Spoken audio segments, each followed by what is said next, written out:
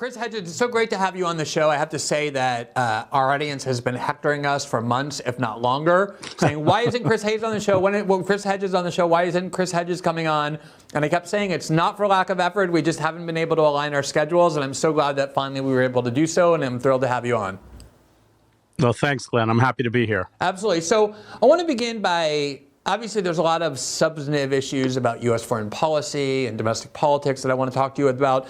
But before I get to that, I want to talk about media and how media has changed and how it's enabled people like you to find an audience without being constrained by corporate media. Because if people were to ask me, who are the journalists who have become most influential in independent media, you're definitely one of the 3 or 4 people I would instantly say is among the top. And the irony of that is that when I first got to know you and know your work, you were not in independent media. You were in the very opposite, sort of the belly of the beast at the New York Times back in right after the immediate aftermath of 9/11. For those people who don't know the story, because I think it's such a revealing story about how corporate media works and how it worked back then, talk about the reasons why you're not any longer with the New York Times. I would say there were 2 major reasons. I spent 7 years in the Middle East, much of that time covering Gaza. I was based in Cairo. The Jerusalem bureau for the New York Times did not really cover Gaza. They made very little effort to cover Gaza. So I would be sent from Cairo and live in Gaza for weeks at a time. I was very frustrated with the way the New York Times covered Palestine. And the way they did it, which was different. I went on to cover the war in Yugoslavia, for instance, and it wasn't like this at all. So if I was reporting on, let's say, an airstrike on a refugee camp in Jabalia or somewhere else, they would pepper the article with, I may have been interviewing an eyewitness, but then immediately would be followed with a different account coming from the IDF out of Jerusalem or Tel Aviv or somewhere. It had the effect of essentially neutralizing the story. By the end of the story, you could believe whatever you wanted to believe. And that was very difficult. Finally, in frustration, I used my vacation time to go to Gaza to write an article called A Gaza Diary, where I spent 10 days living in the refugee camp of Han Yunis with a great cartoonist, Joe Sacco, who wrote Palestine, footnotes in Gaza. And I said, I'm not going to interview any official. I'm not going to interview any PLO official. I'm not going to interview Hamas officials. I'm just going to write day by day what it's like in this refugee camp. And that it was an eruption at the Times when it was printed. And I was told, although I'm an Arabic speaker, I think they only had 2 or 3 at the paper at the time, that I would never cover the Middle East again. So that was the first blow. The second blow was the call to invade Iraq. I had spent a lot of time in Iraq. I had not only had gone into Kuwait in the first Gulf War I was not embedded. I was what they called a unilateral, which meant that I wasn't a part of any military pool, but I had grafted onto a Marine Corps unit, gone into Kuwait with them, and then stayed on in the Middle East for the New York Times, covering the destruction of the stockpiles, and Saddam Hussein had stockpiles of chemical weapons, mostly in artillery shells. So I covered all of that. I knew he might have had a tiny residue, but I knew he didn't have weapons of mass destruction. I knew it was a lie. I knew the whole premise of invading Iraq, which of course had nothing to do with 9/11, was the fiasco it became, certainly up until Gaza, the greatest war crime. I mean, you have to go back to Vietnam or something. And I couldn't keep quiet about that. So I spoke very publicly on big media programs, and that angered the New York Times, especially after I was booed off of a commencement stage. And I was given a formal written reprimand from the paper. Under Guild rules, you get the reprimand in writing. I was called into the office of an assistant managing editor, Bill Schmidt, and given the reprimand, presented with the reprimand. And then if I violated that reprimand, i.e. I continued to speak about the war, then I, under Guild rules, could be fired. And I wasn't going to stop speaking about the war. And that ended my career at the New York Times. The debate that is just eternal that people on the left and right have is over the bias of the New York Times. What is the ideological posture of the New York Times? Conservatives eternally insist that it's some left liberal bias or whatever. And then you have people on the left or even liberals who insist that it has this kind of institutional conservative bias. And, for me, I've always thought that the ideology of the New York Times is kind of allegiance to the foreign policy community, the U.S. security state, and it's hard to, especially these days, place that on the left or the right.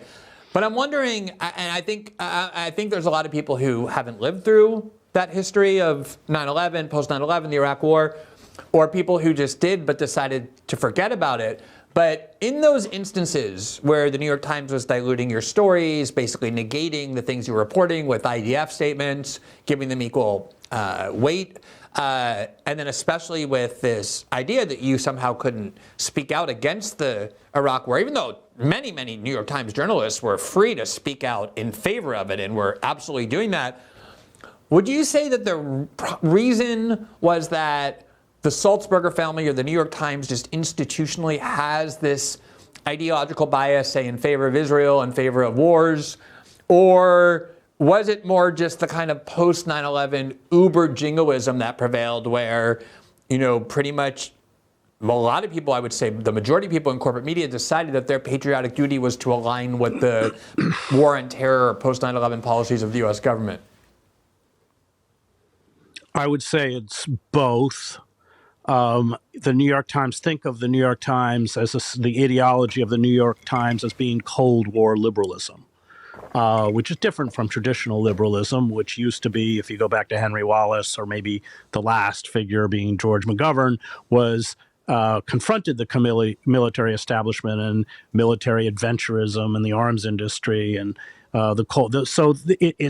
they're always a cheerleader for war, whatever war it is. Of course, as you know, after 9/11, the entire country drank that very dark elixir of nationalism and revenge, so that my outspokenness against the war led to repeated death threats. I would come into my desk at the New York Times and the message bank on the phone completely full of death threats. And the only reason there weren't more is because they ran out of space. I also got written death threats, bomb threats, all this kind of stuff. So as very well that was a very difficult time to speak out against the war. I just want to say that if this wasn't an opinion, I spent 7 years in the Middle East. I had detailed knowledge of what had happened in the aftermath of the first Gulf War in Iraq. I understood that Iraq was not only no longer a threat to its neighbors, it certainly wasn't a threat to us. I had covered 9/11 and knew that Iraq had nothing to do with 9/11. So all of this essentially, these kinds of fact-based statements became an anathema. I would also say that my colleagues who covered the Middle East, their opinion was no different from mine, but they were careerists. And I think many, many, many people, George Packer, all these kinds of figures, became cheerleaders for the war, and they don't know anything about the Middle East. But it doesn't matter. They know what's good for their career. Careerism is the primary disease at a place like the New York Times. There's nothing written on the wall that you can't say this or you can't say that, but you intuit. You understand very quickly the kinds of things that will advance your career in terms of what you report on and how you report it, and the kinds of things that won't. And I would cite the coverage of the student protests across the country against the genocide in Gaza. It was appalling. I mean, they painted these students, and I spent time at the encampment in Columbia and Princeton. I mean, these students were not anti-Semitic. A fairly significant percentage of them were Jewish. You would have these very moving moments on Friday nights where they would have Muslim prayers, and then on the same tarp they would have Shabbat. But the New York Times, I think, was guilty essentially by seeking out Zionist students and mischaracterizing the movement. I mean, the coverage was appalling. But that caters to the establishment. The reporters who are sent up there, they know what the editors want. They don't want to be a management headache.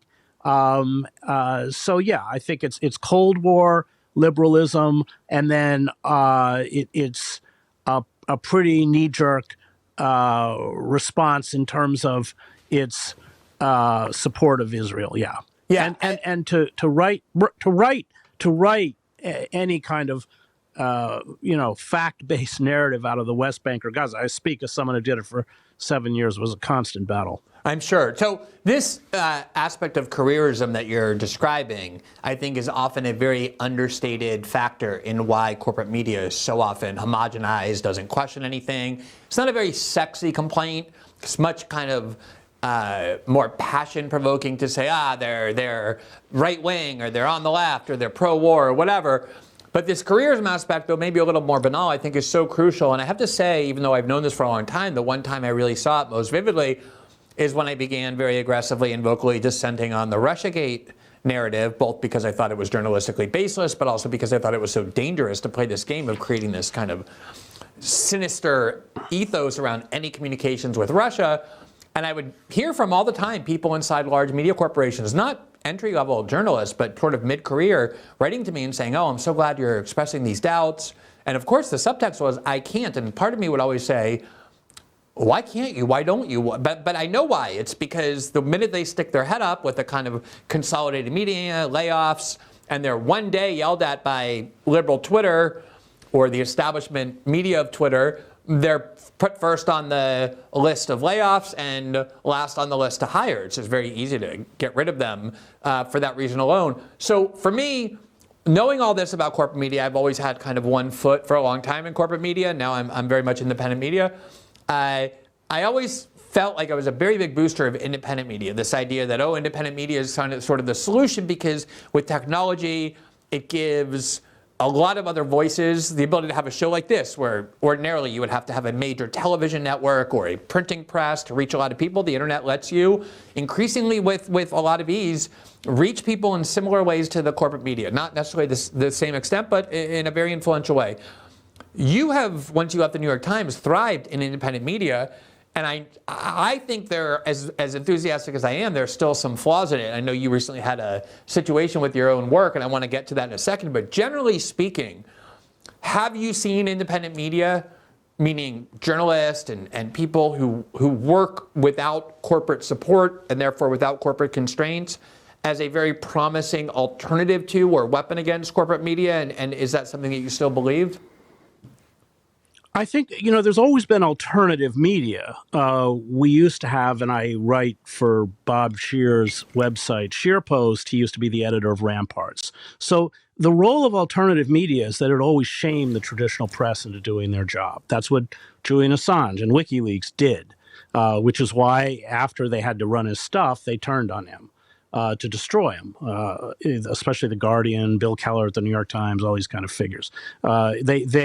If they didn't print the Iraqi war logs, they would have been exposed for who they are. But immediately, once that they did publish that material, they were part of that massive effort to the character assassination against Julian, the demonization of Julian. So that's a good example of the role of the alternative media. For instance, Ramparts published that iconic photo of the little girl running down the road in Vietnam who was being burned by napalm. That was Ramparts. COINTELPRO, that all came out in the alternative. Cy Hirsch, My Lai. So the role that you play, Matt Taibbi, others play, is that they do real journalism, and you have this dynamic where the traditional or the commercial press, which posits itself as objective and fair and unbiased and all this kind of stuff. On the one hand, they have to respond to alternative media, and on the other hand, they loathe it because it exposes much of their moral bankruptcy. I think that has always been true, going back to Ida B. Wells, the great journalist, had a newspaper in Memphis till the mob burned it down. But she exposed the reality of lynching, which was not that black men were preying on white women. Of course, the irony is that rape was the national sport of white men in the South. Mary Chestnut writes about going to plantations and seeing 24 mulatto children, which then their biological father would sell. And she exposed that it was the black bourgeoisie, it was the doctors, the businessmen. Those were the ones that the white business class saw as a threat, and they were the ones who were largely lynched. And and so it's always been those gadflies that have essentially created some kind of pressure on the mainstream media, and that's what I think we're part of a very long and honored tradition. I.F. Stone, who ran I.F. Stone's Weekly in his basement.